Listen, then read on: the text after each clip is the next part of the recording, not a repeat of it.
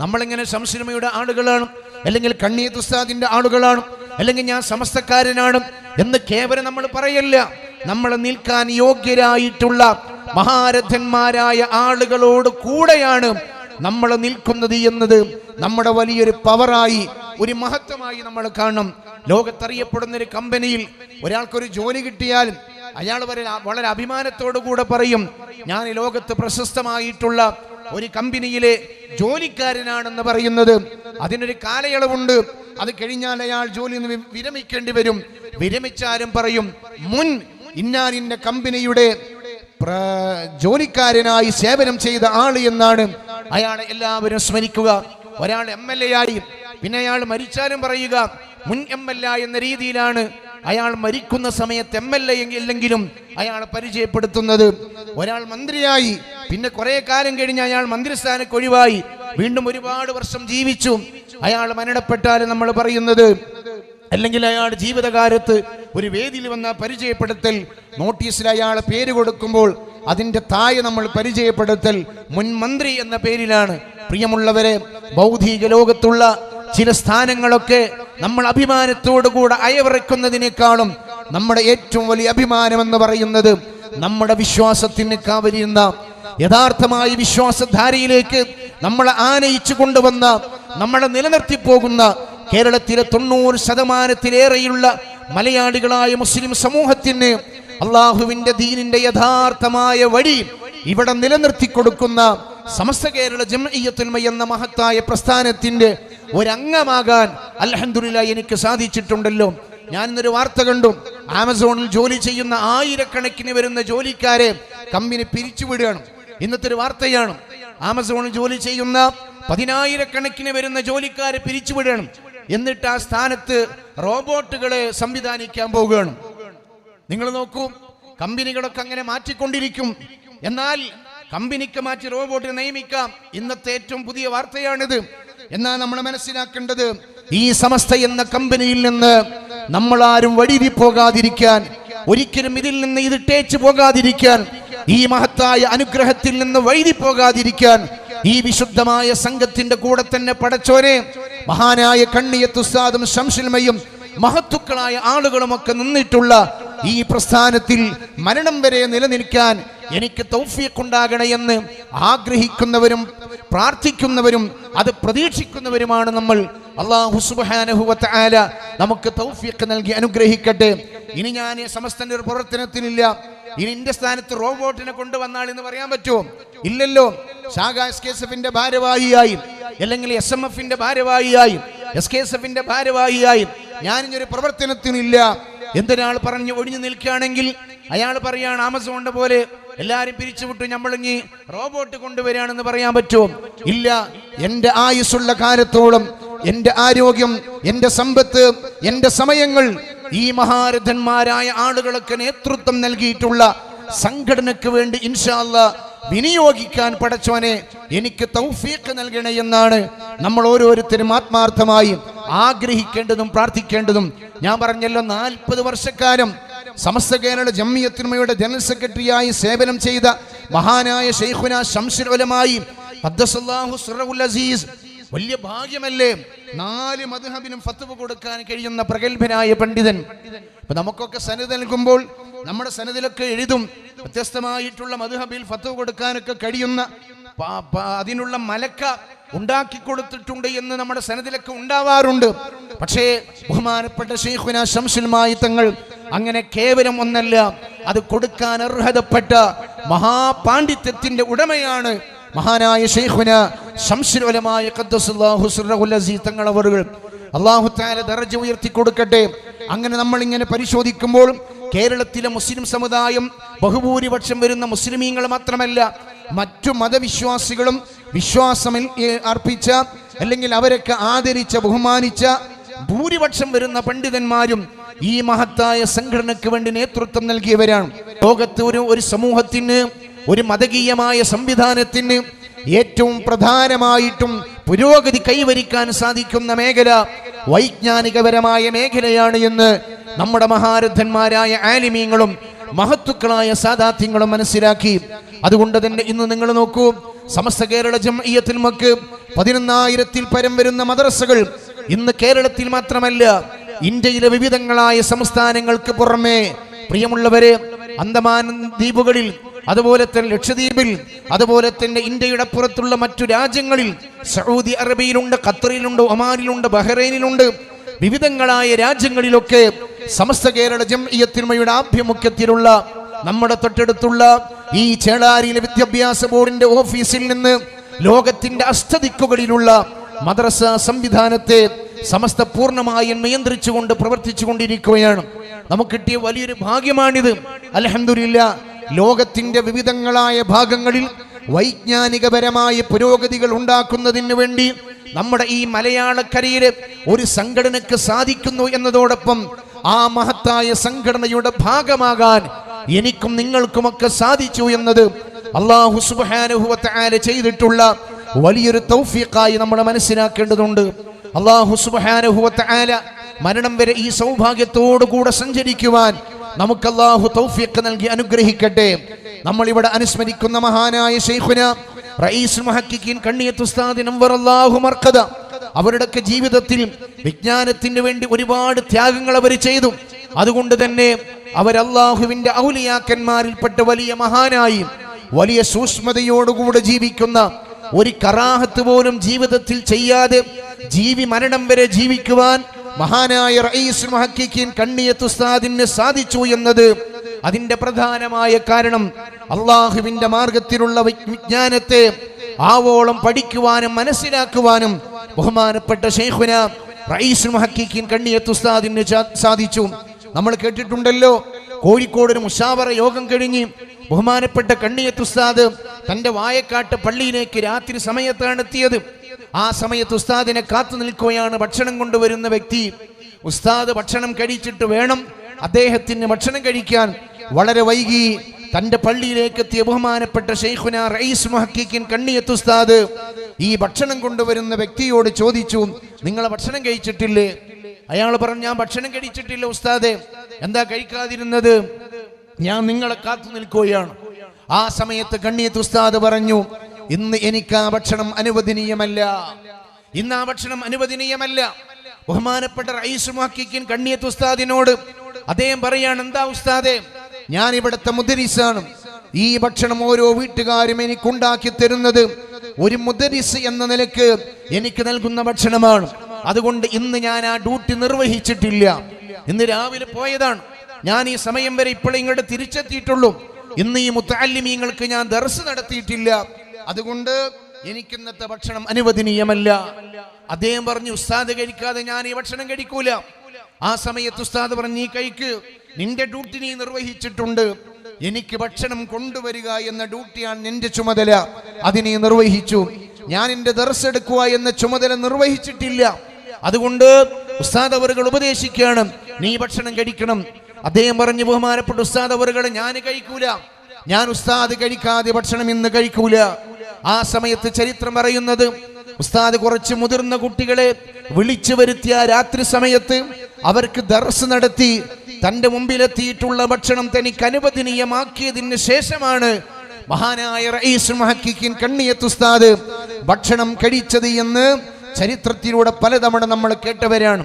പ്രിയമുള്ളവരെ, ഈ ഒരു ബോധവും ബഹുമാനപ്പെട്ട ശൈഖുന റഈസുൽ മുഹഖിഖീൻ ഉണ്ടായത് വിജ്ഞാനത്തിന്റെ അഗാധമായ അറിവ്, ആഴത്തിലുള്ള അറിവ് മഹാനായ ശൈഖുന റഈസുൽ മുഹഖിഖീൻ കണ്ണിയത്ത് ഉസ്താദിന് ഉണ്ടായത് കൊണ്ടാണെന്ന് നമ്മൾ മനസ്സിലാക്കേണ്ടതുണ്ട്. അങ്ങനെ സൂക്ഷ്മതയോടുകൂടെ ജീവിച്ച ബഹുമാനപ്പെട്ട കണ്ണിയത്ത് ഉസ്താദ് 1926 വയസ്സിൽ സമസ്തയുടെ 26ാമത്തെ മെമ്പറായി. ഇതിന്റെ തുടക്കകാലത്ത് മഹാനായ ബഹുമാനപ്പെട്ട വരക്കൽ ബാലവി മുല്ലക്കോയ തങ്ങൾ സമസ്ത കേരള ജംഇയ്യത്തുൽ ഉലമയുടെ പ്രസിഡന്റായ കാലത്ത് സമസ്ത കേരള ജംഇയ്യത്തുൽ ഉലമയുടെ മുശാവറ അംഗമായി തെരഞ്ഞെടുക്കപ്പെട്ട മഹാനാണ് ശൈഖുന റഈസുൽ മുഹഖിഖീൻ കണ്ണിയത്ത് ഉസ്താദ് നവ്വറല്ലാഹു മർഖദ.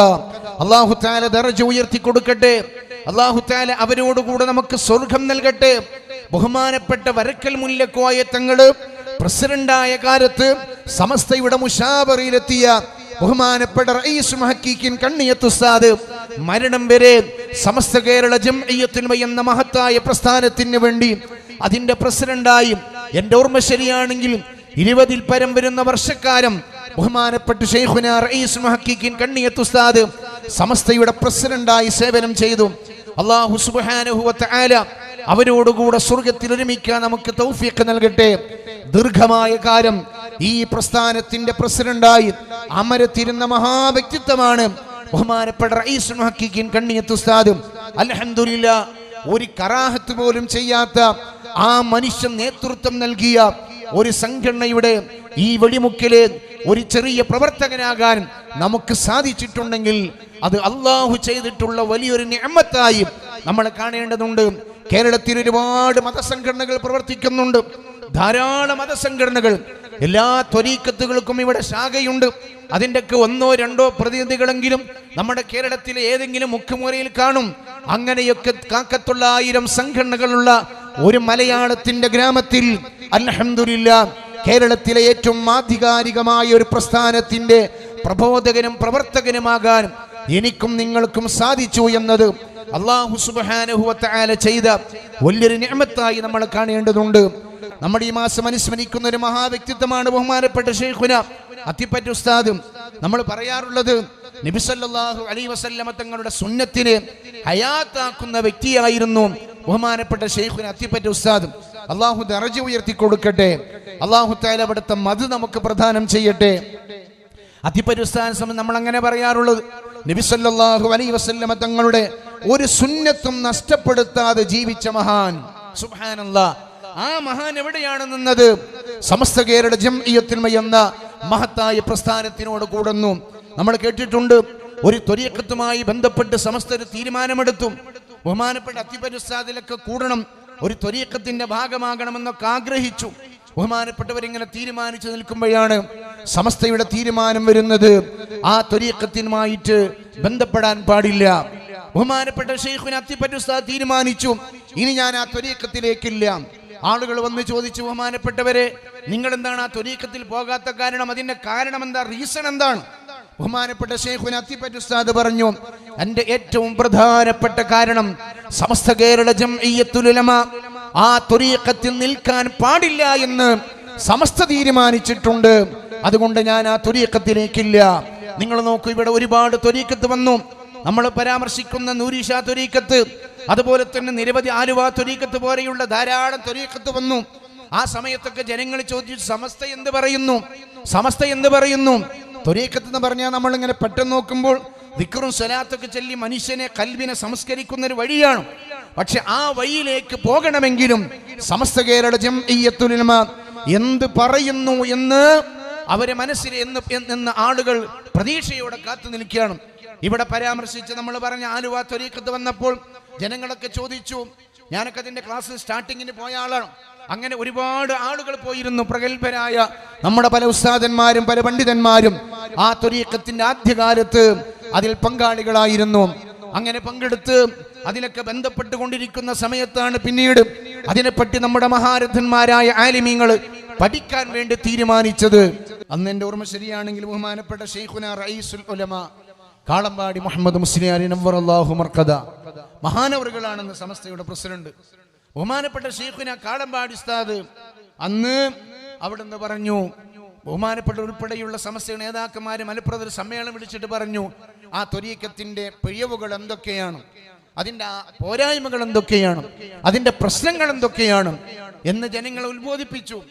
അതിൽ കൂടിയിട്ടുള്ളെങ്കിൽ കൂടാൻ ആഗ്രഹിച്ചിട്ടുള്ള ബഹുഭൂരിപക്ഷം വരുന്ന ധാരാളം ആളുകളും ആ ത്വരീഖത്തിൽ നിന്ന് വിട്ടുനിന്നു എന്ന് നമുക്കറിയാം. ഞാൻ പറയുന്നത്, ഈ ഉമ്മത്ത് നന്നാകണമെന്ന് ആഗ്രഹിച്ചിട്ട് പോകുന്ന വഴിയും അത് നന്നാകാനുള്ള വഴിയാണോ എന്ന് കൃത്യമായിട്ട് നമ്മുടെ നേതൃത്വം പഠിക്കുകയാണ്. ത്വരീഖത്തല്ലേ, അതിപ്പോ എന്താ പ്രശ്നം?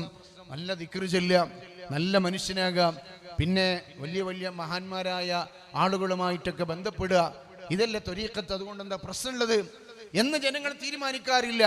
കാരണം അത് പറയേണ്ടത്, അത് പറയാനുള്ള ഇവിടുത്തെ അവകാശമുള്ളത് ഇവിടുത്തെ പണ്ഡിത സഭക്കാണ്. ആ പണ്ഡിത സഭ എന്താണോ ആ വിഷയത്തിൽ പറഞ്ഞിട്ടുള്ള തീരുമാനം, ആ തീരുമാനത്തെ അംഗീകരിക്കുക എന്ന പാരമ്പര്യമാണ് നമ്മൾ സ്വീകരിച്ചു വരുന്നത്. അതുകൊണ്ട് ത്വരീഖത്ത് വന്നാൽ നമ്മൾ സമസ്ത ഫത്വ കമ്മിറ്റി കത്ത് കൊടുക്കും. ഒരു നാട്ടിൽ ത്വരീഖത്ത് പെട്ടെന്ന് പ്രത്യക്ഷപ്പെട്ടു, അല്ലെങ്കിൽ ഒരാൾ വലിയാണെന്ന് പറഞ്ഞ് പ്രത്യക്ഷപ്പെട്ടു, അപ്പൊ നാട്ടുകാർ കൂടിയിട്ട് എന്ത് ചെയ്യും? അത് സമസ്തക്ക് ഒരു കത്ത് കൊടുക്കും. അപ്പൊ സമസ്ത ഒറ്റയടിക്ക് തീരുമാനം എടുക്കൂല. സമസ്ത പറയും എന്താണ് അയാളെ പ്രശ്നം, നിങ്ങൾ കണ്ട പ്രശ്നങ്ങൾ പറയണം. അങ്ങനെ സമിതിയെ നിയമിക്കും. ആ സമിതി അതിനെപ്പറ്റി കൃത്യമായിട്ട് പഠിച്ച് സമസ്തക്ക് വീണ്ടും അതിൻ്റെ വിവരണങ്ങൾ കൊടുക്കും. ആ വിവരങ്ങളെ പറ്റി നമ്മുടെ മഹാരഥന്മാരായ ആലിമീങ്ങൾ ചർച്ച ചെയ്യും. എന്നിട്ട് സമസ്ത കേരള ജംഇയ്യത്തുൽ ഉലമ പറയും ഇയാളുമായിട്ട് ബന്ധപ്പെടാൻ പാടുണ്ടോ പാടില്ലേ എന്ന്. അത് പാടുണ്ട് എന്ന് പറയണമെങ്കിൽ അതിന്റെ ആധികാരികത കണ്ടെത്തും, പാടില്ല എന്ന് പറയണമെങ്കിലും അതിന്റെ ആധികാരികത കണ്ടെത്തും. അങ്ങനെ ഞാൻ പറയുന്നത്, നമ്മൾ നന്നാകാൻ ഉദ്ദേശിച്ചുകൊണ്ട് പോകുന്നൊരു വഴി വരെ അത് നന്നാകുന്ന വഴിയാണോ അല്ലയോ എന്ന് നമ്മുടെ മഹാരഥന്മാരായ ആലിമീങ്ങൾ പഠിച്ച് മനസ്സിലാക്കിയിട്ടാണ് അവർ നമ്മൾ ആ വഴിയിലേക്ക് നടത്തുന്നത്. അൽഹംദുലില്ലാഹ്, നമ്മുടെ ഒരു സൗഭാഗ്യമാണ്. ബഹുമാനപ്പെട്ട ശൈഖുനാ ശംസുൽ ഉലമാ തങ്ങൾ നമ്മൾ പറഞ്ഞു, ഇത്തരം ത്വരീഖത്തുകൾക്കെതിരെ ശക്തമായ പോരാട്ടം നടത്തി. അതുപോലെ തന്നെ നമ്മുടെ ആശയമായ വിശുദ്ധമായ അഹ്ലുസ് സുന്നത്തി വൽ ജമാഅത്ത് ഇവിടെ നിലനിർത്താൻ വേണ്ടി വലിയ കഠിനാധ്വാനം ചെയ്ത വലിയ മഹാനാണ് ബഹുമാനപ്പെട്ട ശൈഖുനാ ശംസുൽ ഉലമാ ഖദ്ദസല്ലാഹു സിർറഹുൽ അസീസ്. കാരണം അവരുടെയൊക്കെ വലിയ ദൗത്യം അതായിരുന്നു, ഇവിടെ യഥാർത്ഥമായ ദീൻ ഇവിടെ നിലനിൽക്കണം, യഥാർത്ഥമായ ദീനിന്റെ മുഖം ഇവിടെ നിലനിൽക്കണം. അത് പരിശുദ്ധമായ അഹ്ലുസ് സുന്നത്തി വൽ ജമാഅത്താണ്. ആ അഹ്ലുസ് സുന്നത്തി വൽ ജമാഅത്തിലേക്ക് ഈ ജനങ്ങളെ ക്ഷണിക്കുക എന്ന ദൗത്യമാണ് ഞങ്ങൾക്കുള്ളത്, ആലിമീങ്ങളായി ഞങ്ങൾക്കുള്ളത്. അൽ ഉലമാഹു വറസത്തുൽ അംബിയാ എന്ന് പറഞ്ഞ ആ അനന്തരത്തെ കൈകാര്യം ചെയ്യുമ്പോൾ ആ വഴിയാണ് സ്വീകരിക്കുന്നത് എന്ന് മനസ്സിലാക്കി ഈ മഹത്തുക്കളായ ആലിമീങ്ങൾ ആ വിശുദ്ധമായ ദീൻ ഇവിടെ നിലനിർത്താൻ വേണ്ടി രാപ്പകലില്ലാതെ കഠിനാധ്വാനം ചെയ്തു. ശംസുൽ ഉലമ അഹ്ലുസ് സുന്നത്തി വൽ ജമാഅത്തിന്റെ പ്രബോധന പ്രവർത്തനങ്ങളുമായി ഇറങ്ങി തിരിച്ചപ്പോൾ ഞാൻ കേട്ട ചരിത്രമനുസരിച്ച് നമ്മുടെ തൊട്ടടുത്തുള്ള തേഞ്ഞിപ്പലത്തോ മറ്റോ ആണ് ബഹുമാനപ്പെട്ട ഒരു സംഘം ആളുകൾ വളഞ്ഞിട്ട് ആക്രമിക്കാനോ അല്ലെങ്കിൽ കൊലപ്പെടുത്താനോ ശ്രമം നടത്തിയത്. പക്ഷേ ബഹുമാനപ്പെട്ട ശൈഖുനാ റഈസുൽ മുഹഖ്ഖിഖീൻ കണ്ണിയത്ത് ബഹുമാനപ്പെട്ട ശൈഖുനാ ശംസുൽ ഉലമാ തങ്ങൾ അവരോട് പറഞ്ഞു, അവരൊന്നും ആക്രമിക്കാൻ പാടില്ല. അവരെന്തെങ്കിലും സത്യം മനസ്സിലാക്കിയിട്ട് ഈ വിശുദ്ധമായ അഹ്ലുസ് സുന്നത്തി വൽ ജമാഅത്തിന്റെ മാർഗത്തിലേക്ക് വരികയാണെങ്കിൽ അതല്ലേ ഉപകാരമെന്ന് ശൈഖുനാ ശംസുൽ ഉലമാ തങ്ങൾ പറഞ്ഞു. ഇന്നും നമ്മൾ ആഗ്രഹിക്കുന്നതാണ്. നമ്മൾ ഒരു ഭാഗത്ത് കാഫിറാക്കുന്നു, നമ്മൾ പള്ളിയിൽ നിസ്കരിക്കുന്ന നിസ്കാരങ്ങൾ, നമ്മുടെ ഇമാമ് നിൽക്കുന്ന ഉസ്താദന്മാര്, നമുക്ക് ഖുതുബ ഓതുന്ന ഖതീബന്മാര്, നമുക്ക് ദർസ് നടത്തുന്ന മുദരിസന്മാര്, അതുപോലെ തന്നെ നമ്മുടെ പള്ളി സേവനങ്ങൾ ചെയ്യുന്ന ഉസ്താദന്മാരെ പറ്റിയൊക്കെ ഇവിടുത്തെ ബിദ്ഈ സംഘടനയുടെ സമുന്നതനായ ഒരു നേതാവ് പറഞ്ഞ് പരാമർശിച്ചത് അവരൊക്കെ അമ്പലത്തിലെ പൂജാരിമാരെ പോലെയാണ്. അടുത്ത ദിവസം കുറച്ച് മാസങ്ങൾക്കാണ് പ്രസംഗിച്ചിട്ടുള്ളത്. ആ പ്രസംഗം ഇന്നും നമ്മുടെ യൂട്യൂബിൽ അവൈലബിൾ ആണ്, അത് കൃത്യമായി നമുക്ക് ലഭിക്കും. പക്ഷെ എന്ന് വിചാരിച്ച് നമ്മളാരും തിരിച്ച് അദ്ദേഹത്തിനെ കാഫിറാക്കാനോ ഒരു പൂജാരിയാക്കാനോ നമ്മൾ പോയിട്ടില്ല. എപ്പോഴെങ്കിലും ഹിദായത്തിന്റെ വിശുദ്ധമായ വഴികൾ മനസ്സിലാക്കി കടന്നു വരുമെന്ന പ്രതീക്ഷയാണ് പ്രിയമുള്ളവരെ നമുക്കൊക്കെയുള്ളത് ആ പ്രതീക്ഷയാണ്. ആ പ്രതീക്ഷയിലാണ് ഈ സുന്നത്ത് ജമാഅത്തിന്റെ വിശുദ്ധമായ പ്രബോധന പ്രവർത്തനങ്ങൾ നമ്മൾ കൃത്യമായി നിർവഹിച്ചു കൊണ്ടിരിക്കുന്നത്. അല്ലാഹു സുബ്ഹാനഹു വ തആല ഈ വിശുദ്ധമായ വഴിയിൽ തന്നെ മുന്നോട്ട് പോയി മരിക്കുന്ന സമയത്ത് നമ്മുടെ മഹാരഥന്മാരായ ആലിമീങ്ങളൊക്കെ മരിച്ചതുപോലെ ഈമാനോടുകൂടെ മരിക്കാനുള്ള തൗഫീഖ് അല്ലാഹു നമുക്ക് നൽകട്ടെ. അതിനു വേണ്ടിയാണ് ഇവിടെ മദ്രസ സംവിധാനങ്ങൾ.